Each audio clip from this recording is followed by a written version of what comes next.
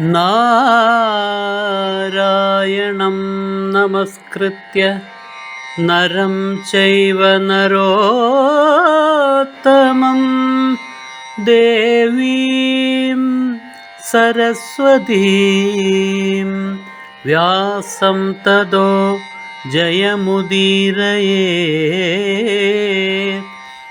അർത്ഥശാസ്ത്രമിദം പുണ്യം ധർമ്മശാസ്ത്രമിദം പരം മോക്ഷശാസ്ത്രമിദം പ്രോക്തം വ്യാസേനാമിത ബുദ്ധിനാ.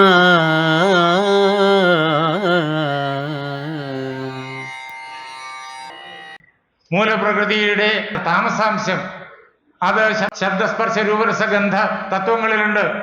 അതുകൊണ്ട് ആ താമസാംശം ഈ ശബ്ദസ്പർശ രൂപരസഗന്ധ തത്വങ്ങളിൽ നിന്നിട്ട് പ്രവർത്തിച്ചിട്ട് അതിൻ്റെ ഒരു ഭാഗം ആവരണമായിട്ട് നിൽക്കുന്നു, ജ്ഞാനത്തെ മറയ്ക്കുന്ന ഘടകമായി നിൽക്കുന്നു.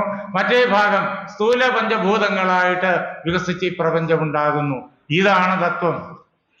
ഭഗവാൻ ഇതെല്ലാം പറഞ്ഞു വെച്ചു നമ്മുടെ മുന്നിൽ. 8-ാം അധ്യായത്തിൽ എന്താ അദ്ദേഹം പറഞ്ഞു വെച്ചത്? അദ്ദേഹം നമ്മോട് പറഞ്ഞു, ഈ എൻ്റെ പ്രകൃതി ഉണ്ടല്ലോ അത് 8 പ്രകാരത്തിൽ വിഭക്തമായിരിക്കുന്നു. ആ 8 പ്രകൃതികളെയും നമ്മെ കേൾപ്പിച്ചെന്നു. മൂലപ്രകൃതി, മഹത്തത്വം, അഹങ്കാരതത്വം, ശബ്ദസ്പർശ രൂപരസ ഗന്ധതത്വങ്ങൾ. അതാണ് ഭിന്ന പ്രകൃതിരഷ്ടധ നമ്മെ പറഞ്ഞു കേൾപ്പിച്ചു. പിന്നെയോ അപരേയം ഇതസ്ത്വന്യം എന്നിട്ട് ഇതിൽ നിന്ന് വ്യത്യസ്തമായിട്ട് വേറൊരു പ്രകൃതി കൂടിയുണ്ട്. അതാണ് ജീവപ്രകൃതി അദ്ദേഹം കേൾപ്പിച്ചു. പക്ഷെ നമ്മളിവിടെ ജീവന്മാരെ കാണുന്നു, മനുഷ്യരെ കാണുന്നു, മൃഗങ്ങളെ കാണുന്നു, അതേപോലെ ജീവനില്ലാത്ത പദാർത്ഥങ്ങളെ കാണുന്നു. സൂര്യചന്ദ്ര നക്ഷത്രാദികളെയും അതേപോലെ പർവ്വതത്തെയും നദികളെയൊക്കെ കാണുന്നു. ഇതെല്ലാം വേറെ വേറെ എന്ന് കാണുന്നു. ഭഗവാൻ നമുക്ക് പഠിപ്പിച്ചു തന്നു, ഇത് മുഴുവൻ എൻ്റെ പ്രകൃതിയാണ് എന്ന്.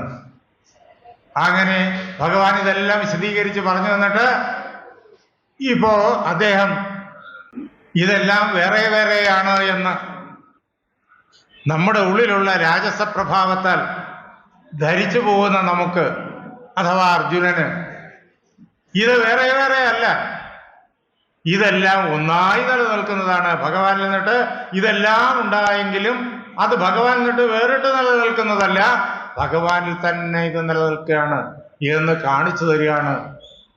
വിഭൂതി യോഗം കഴിഞ്ഞ് ആ വിഭൂതികളെല്ലാം ഒന്നായി ഭഗവാനിൽ നിലനിൽക്കുന്നതിനെ കാണിച്ചു തരികയാണ് നമുക്ക് വിശ്വരൂപ ദർശന യോഗത്തിൽ.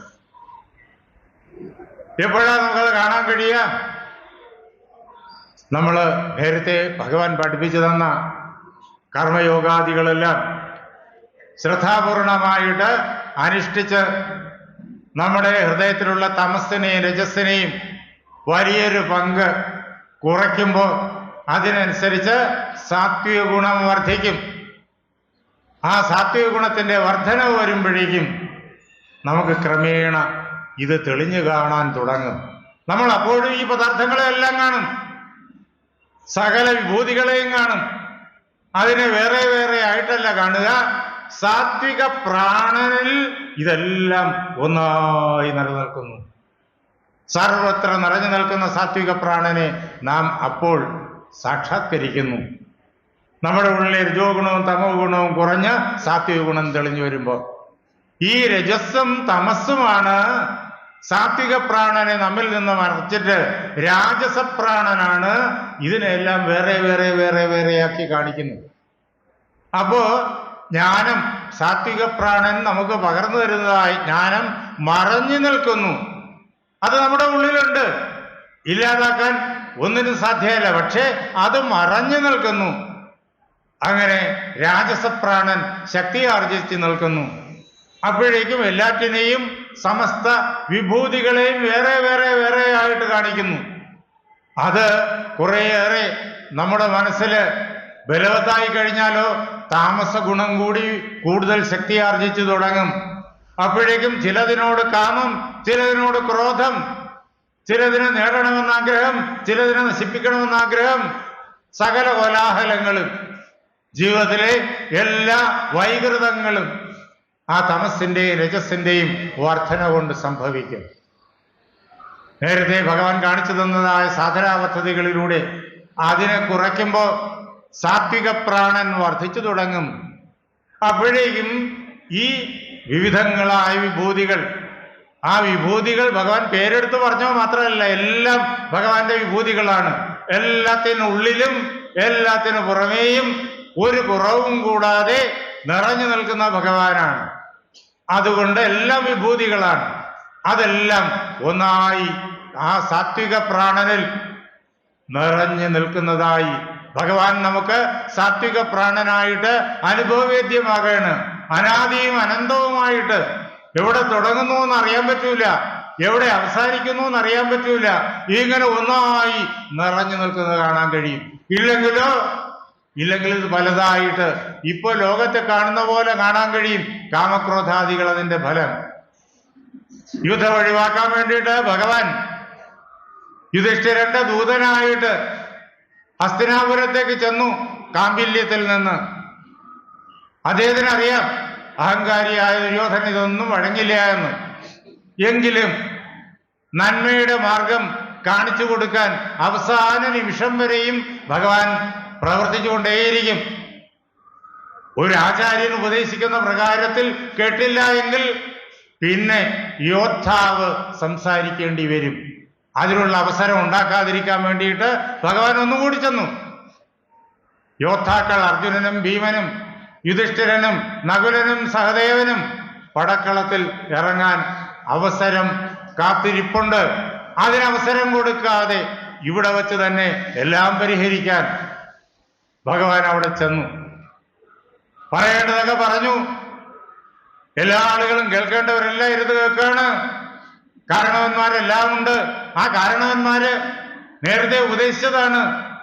ഭീഷ്മനും ദ്രോണനും വിതുരനും ഒക്കെ വളരെ ഭംഗിയായിട്ട് ഉപദേശിച്ചതാണ് നേരത്തെ. പക്ഷെ ആരും കേൾക്കുന്നില്ല. ആജ്ഞ കൊടുക്കാൻ അധികാരമുള്ള ഒരാൾ ഇരിപ്പുണ്ട്. അയാൾ ഗുരുടനാണ്, ധൃതരാഷ്ട്രൻ. അയാള് മകനോടുള്ള സ്നേഹാധിക്യം മൂലം കൊടുക്കേണ്ട ആജ്ഞ കൊടുക്കുന്നുമില്ല. എന്തു ചെയ്യും? ഭഗവാൻ നേരിട്ട് ചെന്നു പറഞ്ഞു. എന്നിട്ടും ഇത് തന്നെ അവസ്ഥ. എന്ന് മാത്രമല്ല, ഈ ഭഗവാൻ വേറെ, അത് ഭഗവാനല്ല, യാദവൻ കൃഷ്ണൻ. അയാൾ ആയുധം എടുക്കില്ലെന്ന് പണ്ടേ എൻ്റെ അടുത്ത് പറഞ്ഞിട്ടുണ്ട്. കുറെ നാൾ മുമ്പ് സൈന്യം ചോദിച്ച് ഞാൻ അവിടെ ചെന്നതാ, പറഞ്ഞിട്ടുണ്ട്. അപ്പൊ ആയുധം എടുക്കാത്ത ഈ കൃഷ്ണൻ ആയുധം എടുത്താൽ തന്നെ എന്ത്? ഇത് ഹസ്തനാപുരം, എന്റെ സൈന്യം മുഴുവൻ ഇവിടെ, എന്റെ നേരെ നിൽക്കാൻ ഈ കൃഷ്ണന് എന്ത് ശേഷി? കോപത്തോടു കൂടിയിട്ട് ഈ ദുര്യോധനൻ ദുശാസനോട് പറഞ്ഞു, പാശമമ്പട് കൊണ്ടുവാ യദുപാശനെ ഇഹ കെട്ടുവാൻ, നാശം അങ്ങിതറിഞ്ഞ് പാണ്ഡവരാശുവന്നിതഴിക്കണം. ഇങ്ങനെ കൽപ്പനയും കൊടുത്ത് കയറുമെടുത്ത് ഭഗവാനെ കെട്ടാനായിട്ട് ചാടി. ഇങ്ങനെ ഭഗവാനെ ബന്ധിച്ച് കളയാമെന്നുള്ള തെറ്റിദ്ധാരണ. എന്താ? രജസും തമസും ഏറി നിൽക്കുമ്പോഴേക്കും അങ്ങനെ തോന്നും. ഭഗവാൻ വേറെ, ഞാൻ വേറെ, ഈ ലോകം എല്ലാം എന്നിൽ നിന്ന് വേറെ, എന്റെ അധീശതയിലാണ് ഈ ലോകം, ഞാൻ എല്ലാത്തിനെയും ചവിട്ടി അമർത്തി എന്റെ ആജ്ഞയ്ക്ക് കീഴിൽ നിർത്തും. ഭഗവാനെയും ഈ കൃഷ്ണനെയും ഞാൻ നിർത്തും. കൃഷ്ണനെ ഭഗവാനായി പോലും ആ അവസരത്തിൽ തിരിച്ചറിയില്ല. മറ്റേതൊരു മനുഷ്യനെയും പോലെ ഒരു മനുഷ്യൻ, അത്രയേ ഉള്ളൂ. ചാടി വീണു. എന്നാൽ നീ എന്നെ കെട്ടിക്കൊള്ളൂ, നിനക്ക് സാധ്യമാണെങ്കിൽ കെട്ടിക്കൊള്ളൂ എന്ന് ഭഗവാൻ പറഞ്ഞിട്ട് അവിടെ തന്റെ വിശ്വരൂപം കാണിച്ചു കൊടുത്തു. ഞാൻ ആരെന്ന് നീ മനസ്സിലാക്കിയിട്ടില്ല, ഇതാ കണ്ടുകൊള്ളൂ. അവിടേക്കും അങ്ങ് ത്രിമൂർത്തികൾ, ബ്രഹ്മാവ്, വിഷ്ണു, മഹേശ്വരന്മാർ മുഴുവൻ കൃഷ്ണനിൽ കാണപ്പെടുന്നു. നേരത്തെ കണ്ട കൃഷ്ണനല്ല അവിടെ കൺമുന്നിൽ നിൽക്കുന്നത്. ബ്രഹ്മവിഷ്ണു മഹേശ്വരന്മാര്, ഋഷിവര്യന്മാര്, 14 ലോകങ്ങളും കാണപ്പെടുകയാണ്. എല്ലാം കൃഷ്ണന്റെ ശരീരത്തിൽ. കൃഷ്ണന്റെ ശരീരം എവിടെ തുടങ്ങുന്നു എന്ന് അറിയാൻ പറ്റില്ല, എവിടെ അവസാനിക്കുന്നു എന്ന് അറിയാൻ പറ്റൂല. എണ്ണിയാൽ തീരാത്ത തലകളും എണ്ണിയാൽ തീരാത്ത കണ്ണുകളും. അതാണ് പുരുഷ സൂക്തത്തില് 4 വേദങ്ങളും നമുക്ക് കേൾപ്പിച്ചു തന്നത്. സഹസ്ര ശീർഷ പുരുഷ, സഹസ്രാക്ഷ, സഹസ്രപാദ്. സഹസ്രത്തിന് 1000 എന്നാണ് അതിന്റെ അർത്ഥം. പക്ഷെ ഇവിടെ സഹസ്രശബ്ദത്തിന് അനന്തം എന്നാണ്, എണ്ണിയാൽ തീരാത്തത്. അങ്ങനെ എണ്ണിയാൽ തീരാത്തത് ആ തലകളും ഈ ലോകത്തില് എത്രമാത്രം ജീവരാശിയുണ്ടോ, ഈ ഭൂമിയിൽ മാത്രമല്ല, ഇതേപോലെ അനേക കോടി ഭൂമികളുണ്ട്. അവിടെയൊക്കെ എത്രമാത്രം ജീവരാശിയുണ്ടോ അവയുടെ എല്ലാം തലകൾ ആ ഭഗവാന്റെ തലകളാണ്. എണ്ണിയാൽ തീരാത്ത കണ്ണുകളും എണ്ണിയാൽ തീരാത്ത കാതുകളും എണ്ണിയാൽ തീരാത്ത കൈകളും എണ്ണിയാൽ തീരാത്ത പാദങ്ങളും ഒക്കെ ആയിട്ട് എവിടെ തുടങ്ങുന്നു, എവിടെ അവസാനിക്കുന്നു, എവിടെയാണ് മധ്യം തിരിച്ചറിയാൻ പറ്റാത്ത രീതിയിൽ ഭഗവാൻ ഇങ്ങനെ നിൽക്കാണ്. കാണാൻ ദുര്യോധനന് കഴിഞ്ഞില്ല, മോഹാലസ്യപ്പെട്ടു പോയി. കാരണം ഓരോ രോമകൂപത്തിൽ നിന്നും അനേക കോടി സൂര്യന്മാരുടെ പ്രഭയാണ് ചിതറുന്നത്. എങ്ങനെ നോക്കാൻ പറ്റും? ഈ ഒരു സൂര്യന്റെ നേരെ പോലും നമുക്ക് നോക്കാൻ പറ്റില്ല. പിന്നെ ഇത്രയേറെ അനേക കോടി സൂര്യന്മാർ ഓരോ രോമകൂപത്തിൽ നിന്നിട്ടും പ്രകാശം ചൊരിഞ്ഞാൽ ദുര്യോധൻ മോഹാലസ്യപ്പെട്ടു പോയി, ദുശാസനൻ, ബാക്കി ഇതേപോലുള്ള അവരുടെ സഹായികൾ എല്ലാം മോഹാലസ്യപ്പെട്ടു പോയി. കണ്ടത് ശരിക്കും കാണേണ്ട രീതിയിൽ കണ്ടത് ഭീഷ്മൻ, വിതുരൻ, അവരാണ്. അവർക്ക് കാണാൻ കഴിഞ്ഞു. എന്താ? ആ തപസ്സിന്റെ പ്രഭാവം. പിന്നെയോ ദ്രോണർ ഒരു ഭാഗം, ഒരു മട്ടുവരെ കണ്ടു. ദ്രോണർക്ക് ഒരു മട്ടുവരെ കാണാൻ സാധിച്ചു, ബാക്കി ആരും കണ്ടില്ല. എന്നാൽ ധൃതരാഷ്ട്രന് യുദ്ധം ഒഴിവാക്കാനുള്ള ആജ്ഞ കൊടുക്കാൻ അധികാരമുള്ളയാള്, അദ്ദേഹത്തിന് ബുദ്ധി തെളിയുന്നെങ്കിൽ തെളിഞ്ഞുകൊള്ളട്ടെ എന്ന് കരുതി അദ്ദേഹം അഭ്യർത്ഥിച്ചത് കൊണ്ട് അത് കാണാൻ ഉള്ള അവസരം ഭഗവാൻ കൊടുത്തു. ധൃതരാഷ്ട്രൻ അതിനുള്ള യോഗ്യത ഉള്ളത് കൊണ്ടല്ല, തൽക്കാലം കാണാനുള്ള ഒരു യോഗ്യത ഭഗവാൻ കൊടുത്തു. അങ്ങനെ ധൃതരാഷ്ട്രനും ഒരു പങ്ക് കണ്ടു. എന്നിട്ടും ധൃതരാഷ്ട്രന്റെ സ്വാർത്ഥത മൂലം, രജസും തമസും അത്രയേറെ അധികരിച്ചു നിൽക്കുക മൂലം ധൃതരാഷ്ട്രന് അപ്പോഴും സൽബുദ്ധി ഉദിച്ചില്ല. എല്ലാവരും മോഹാലസ്യപ്പെട്ട് നിലത്ത് വീണു. പെട്ടെന്ന് സാത്വികയോടൊപ്പം ഭഗവാൻ അവിടെ നിന്നിട്ട് വിതുരഗ്രഹത്തിലേക്ക് പോയി. കുന്തിയെ കണ്ട് കാര്യങ്ങൾ പറഞ്ഞ് നേരെ കാംബല്യത്തിലേക്ക് മടങ്ങിപ്പോകാൻ. ഇങ്ങനെ അദ്ദേഹം വിശ്വരൂപം കാണിച്ചു. സർവത്ര നിറഞ്ഞു നിൽക്കുന്നതായ ഭഗവത് സ്വരൂപം. അത് ശത്രുഭാവേന സമീപിച്ച ആളിന് കാണിച്ചു കൊടുത്തത്. അയാൾ വിചാരിച്ചാൽ ലോകത്തെ കീഴ്പ്പെടുത്താൻ പറ്റൂല, ആര് വിചാരിച്ചാലും പ്രപഞ്ചത്തെ കീഴ്പ്പെടുത്താൻ പറ്റൂല. കാരണം അനാദി അനന്തമായി നിൽക്കുന്ന പരമാത്മാവാണിത്. പരമാത്മാവിന്റെ വിഭൂതികളാണിതെല്ലാം. അതിനകവും പുറവും നിറഞ്ഞു നിൽക്കുന്ന പരമാത്മാവാണ്. പരമാത്മാവിൽ ഉണ്ടായി, പരമാത്മാവിൽ നിലനിന്ന്, പരമാത്മാവിൽ പ്രവർത്തിച്ച്, പരമാത്മാവിൽ ലയിക്കുന്നതാണ് ഇവയെല്ലാം. അതുകൊണ്ട് ആർക്കും എത്ര കണ്ട് അഹങ്കരിച്ചാലും അതിനെ കീഴ്പ്പെടുത്താനാവില്ല. ഭഗവാൻ കാണിച്ചു.